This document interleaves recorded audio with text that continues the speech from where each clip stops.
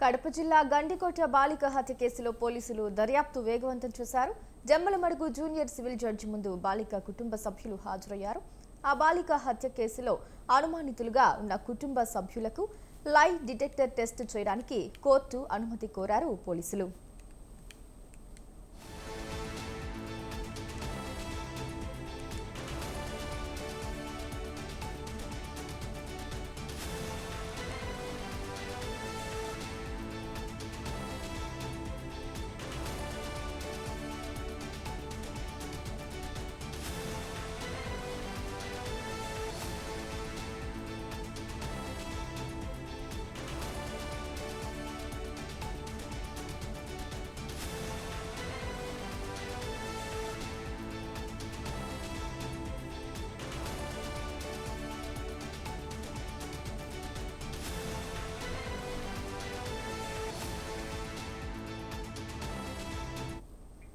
కడప జిల్లా గండికోట బాలిక హత్య కేసులో పోలీసులు దర్యాప్తును వేగవంతం చేశారు. జమ్మలమడుగు జూనియర్ సివిల్ జడ్జి ముందు బాలిక కుటుంబ సభ్యులు హాజరయ్యారు.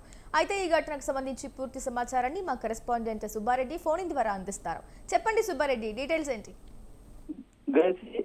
గత నెల జూలై 14వ తేదీ కడప జిల్లా జమ్మలమడుగు మండల పరిధిలో ఉన్నటువంటి ప్రముఖ పర్యాటక కేంద్రమైనటువంటి గండికోటలో జరిగినటువంటి మైనర్ బాలిక వైష్ణవి హత్య కేసు అనేటువంటిది అప్పట్లో సంచలనం రేకెత్తిందని చెప్పుకోవచ్చు.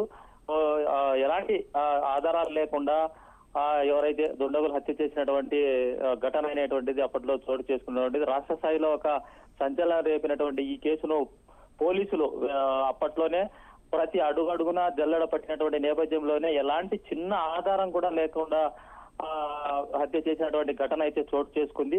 అయితే ఈ హత్యకు సంబంధించి అప్పట్లోనే గండికోట ప్రతి అనువనువున జల్లెడ పట్టి ఆధారాల కోసము ఎంత ప్రయత్నించినా కూడా ఎలాంటి చిన్న ఆధారం దొరకకపోవడంతో కేసు అది మధ్యలోనే ఆగిపోయిందని చెప్పుకోవచ్చు. ఈ నేపథ్యంలోనే అంటే అప్పట్లోనే ఏదైతే ఈ ఘటనకు సంబంధించినటువంటి అనుమానితులు కావచ్చు, కుటుంబ సభ్యులు, తర్వాత అక్కడ ఉన్నటువంటి చుట్టుపక్కల గ్రామాలకు సంబంధించినటువంటి అనుమానితులతో పాటు సీసీ ఫుటేజీల ఆధారంగా కూడా అలాగే సెక్టర్ ఆధారంగా ప్రతి ఒక్కరిని విచారించినా కూడా ఎలాంటి చిన్న క్లూ కూడా దొరకకపోవడంతో మధ్యలోనే ఈ కేసు సంబంధించి ఆగిపోయిందని చెప్పుకోవచ్చు. ఈ నేపథ్యంలోనే పోలీసులు మరో అడుగు ముందుకేసి నార్కో అనాలిసిస్ పరీక్షల కోసము కుటుంబ సభ్యులను ఈ రోజు Jammalamadugu junior civil judge court ముందు పరిస్థితి ఉంది. ఎందుకంటే నార్కో అనాలిసిస్ ప్రకారం అన్న కనీసం కొంతవరకు ఆయన ఈ కేసులో పురోగతి వస్తుందనేటువంటి నేపథ్యంలోనే కోర్టు అనుమతుల కోసం ఈ రోజు కుటుంబ సభ్యులు ఎవరైతే ఉన్నారో వాళ్ళకు వచ్చినటువంటి అనుమానితులు, కుటుంబ సభ్యులు ఎవరైతే అనుమానితులు ఉన్నారో వాళ్ళందరినీ కూడా ఈ రోజు కోర్టు ముందు హాజరుపరచడం జరిగింది.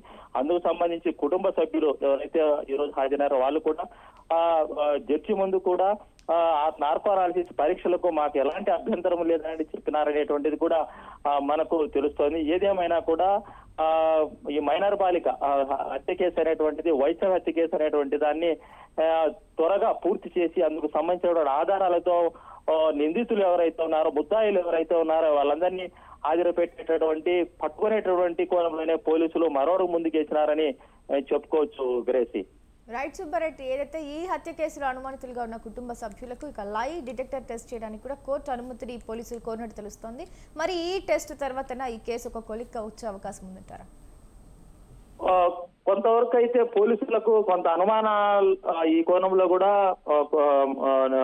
ఎవరైతే నిందితులు హత్యకు సంబంధించినటువంటి కొంతవరకైనా క్లూ అనేటువంటి దొరికేటటువంటి పరిస్థితి కనిపిస్తుందని చెప్పుకోవచ్చు. ఎందుకంటే మిగతా అన్ని కోణాలలో పోలీసులు ఈ కేసుకు సంబంధించి పూర్తిగా అంటే సెల్ టవర్ ఆధారంగా వందల సంఖ్యలో అనుమానితులు ఎవరైతే ఉన్నారో వారం రోజుల పాటు మకాం వేసి మొత్తం జిల్లా ఎస్పీతో పాటు డిఐజీ కోయ ప్రవీణ్ తో పాటు ఒక వారం రోజుల పాటు గండికోటలోనే తిష్ట వేసి దాదాపు వందల సంఖ్యలో అనుమానితులు ఎవరైతే ఉన్నారో అందరినీ విచారించినా కూడా చిన్న ఆనవాళ్లు కూడా దొరకకపోవడంతో పోలీసులు కూడా ఇంత డెప్త్ పైన కూడా దొరకకుండా మైనర్ బాలికను హత్య చేసినటువంటి వ్యక్తులు ఎవరనేటువంటిది కూడా వీళ్లకు చిన్న ఆనవాళ్ళు దొరకలేనటువంటి నేపథ్యంలోనే మరో ముందుకి ఈ నార్కో అనాలిసిస్ లో అయినా కూడా కొంతవరకైనా ఆ కుటుంబ సభ్యులపైన అనుమానం ఉన్నటువంటి నేపథ్యంలోనే నార్కో అనాలిసిస్ పరీక్షలకు అడుగువైపు ముందుకేసినారని చెప్పుకోవచ్చు.